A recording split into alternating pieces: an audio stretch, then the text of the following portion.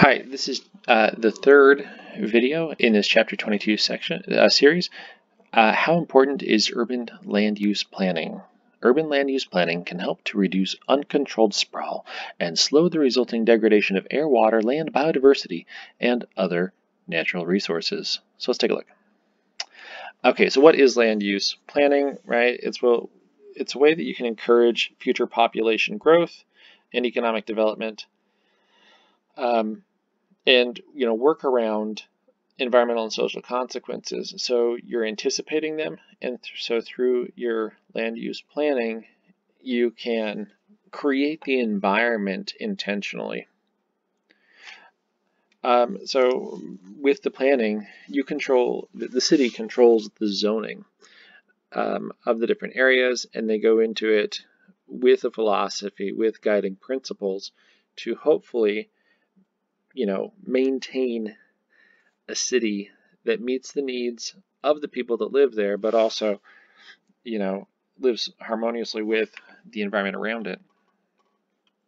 So with zoning, what happens is a city will designate an area as commercial or industrial or residential, and there are different shades within each of those.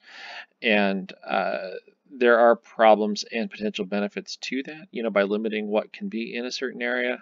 But once you designate it as a certain, with certain classification, a certain zone, then your hands are tied a little bit sometimes with different businesses that might use it.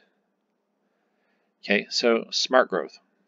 So smart growth is a type of, planned land use where you reduce your dependence on cars, you control and direct the sprawl in areas, and you're going to cut wasteful resources as you go, and it's using zoning laws to channel growth. So you can restrict what can be in certain areas with careful zoning and planning. We opened this chapter talking about Curitiba, Brazil, as an example of how smart growth can work successfully. China, encouraging cities to grow up rather than out. It's a part of smart growth. And in Europe, they also plan their cities carefully, and that the cities that are there tend to be very compact and well connected to other cities, but compact to allow green space around them and for ecosystems to be intact. Excuse me. So the smart growth tools, we have limits and regulations, limit building permits. Let's see other things. Oh, green belts around cities.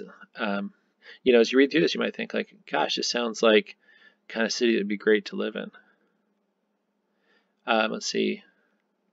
You tax land, not buildings, some other things. Over here, yeah, so these are your limits and regulations, and how do you protect them over here? So building well-planned new towns and villages within cities. So I think that's a really interesting idea. So you cluster like sort of the sprawl, which you could potentially think of as sprawl around little centers of economic activity, and that prevents it from just sort of out in all directions. And also keep in mind that if you plan it, you can put your transit in and build your little like these well-planned new towns within and villages within cities. You can plan those around major transportation routes. Excuse me. So in Portland, Oregon, since 1975, population has increased quite a bit, but the urban area has only expanded 2%. That's attributable in part to the efficient light rail that is in Portland. Lots of green space and parks. They have mixed-use neighborhoods that are clustered, and air pollution has been reduced by quite a bit as well. It is one of the greenest cities in the United States. It's pretty densely populated now, but it doesn't feel like that when you're there. It's pretty interesting. So let's see.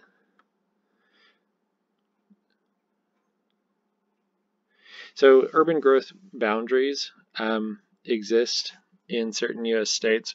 So there's states that try to preserve a lot of open space in their planning.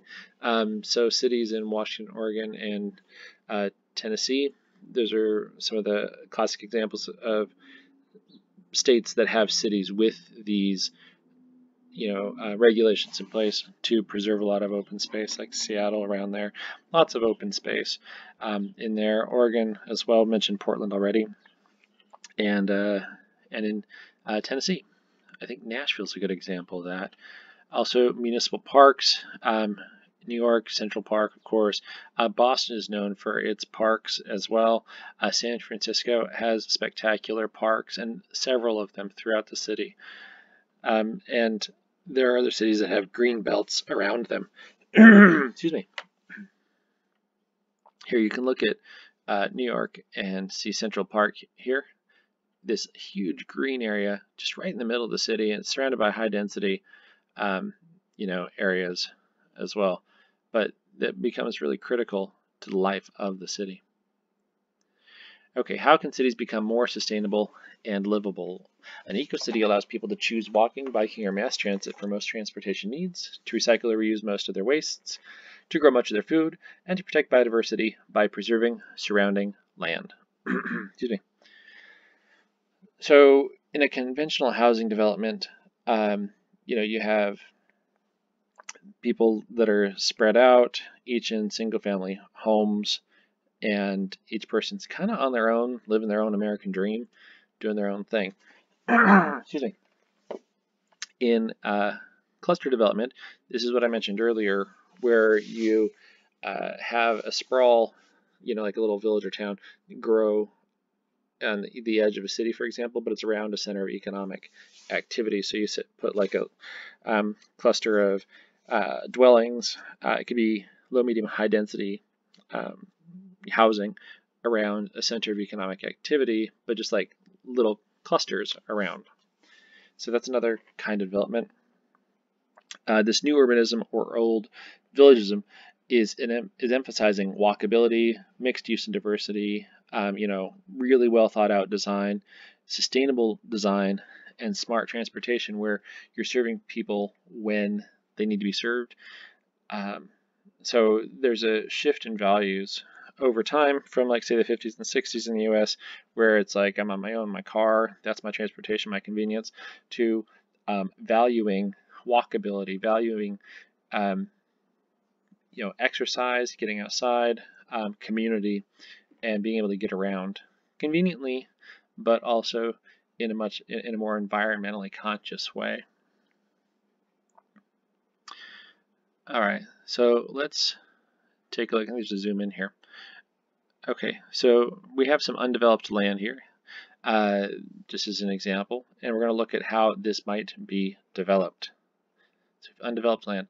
So your typical housing development is the houses are pretty evenly spaced out, each person's kind of on their own, and it's just sort of using all the land that's there. In this cluster development, you have clusters of housing. With this, you leave some of this green space around it, so you have a better quality of life than, say, this, because you have this green space. People are a little more concentrated. You can put economic centers in there somewhere where the people are, and preserve a lot of the natural area. So the new urban village of Vauban as another, or Vauban, I'm going to mispronounce that, as an example of a new urban village is in Germany. And so if you want a parking space in the city, one way they discourage you from having a car is by charging you $40,000. Everything is walkable here. There's plenty of public transport. There's availability of, like you have access to the commercial and economic things that you'd want to access. You have education, you have food, and there's a lot of renewable energy use as well. So those are the kinds of things that you're going to see in the new urban village, this smart design of a sustainable city. So building cities for people and not for cars is kind of the shift. It's a paradigm shift that really hasn't, quite taken hold yet in the U.S., but over the last couple decades, we're moving closer. So, think about this: building a city for the people and not just for cars to get around. So, integrating lots of different things into your city that make your quality of life much better, and not to sound too sappy, but things that'll feed your soul. So like reducing pollution, building in water treatment like right into your system, and let's see, having lots of green space, gardens, walkable markets. There are things that the well-designed city can do to improve a person's quality of life. So one thing that you might consider with your eco-city is urban indoor farming. So growing things on rooftops, for example. Why just have a roof up there? It's exposed to the sun. It's like put a solar panel up there, or maybe put a garden up there. So rooftop greenhouses. Rooftops are a good place for greenhouses. Let's see, growing things indoors and hydroponically. So next to your windows, you could have some hydroponic gardens. What about skyscraper farms, like vertical farms, where each level in the skyscraper grows something else? These could be expensive to set up, but ecologically, they could be pretty sound. Let's see.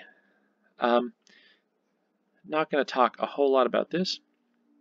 So what about a living building? So a living building is something, this is an idea that would be, you make a building that's designed to fit in with the local area. The energy is met solely by renewable resources, so it's very sustainable. Capture, treat, and reuse all the water that's used there. High energy efficiency, and it looks great too. That's what aesthetically pleasing means, and it looks great.